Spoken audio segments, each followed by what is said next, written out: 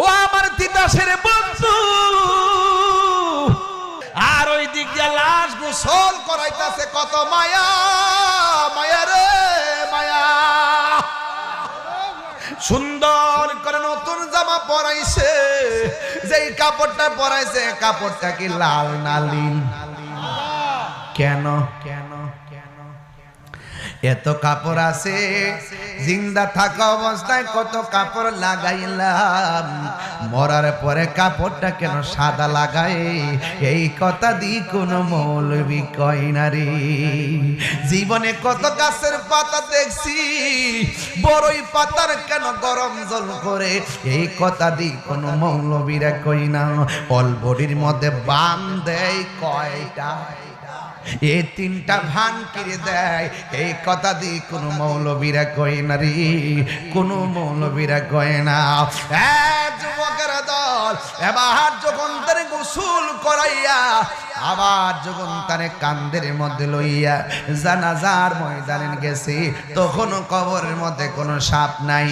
এবার যখন লাশটাকে কাঁধের মধ্যে কইরা গো, যেই মাত্র গোরস্থানের মধ্যে লইয়া গেল, দুইজন কেবল মাত্র কবরে নামতে গেল, নামার সাথে সাথে দেখে কবর ভিতরে আবার সাপ এসে গেছে।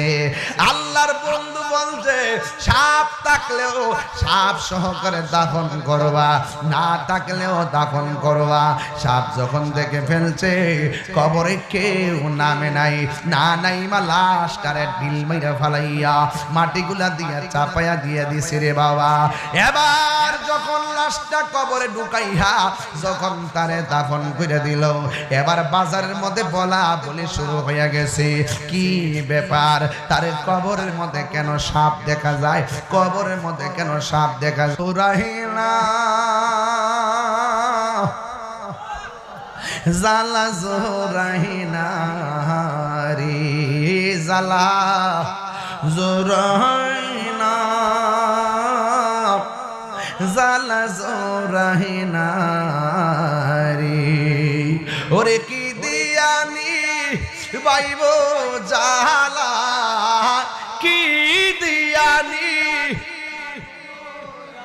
লা ও মোর জালা রে, জালা কি দিয়া এনিবাই দয়ালের প্রেম জালা, অঙ্গ জলে জালা কি দিয়া আনিবাই।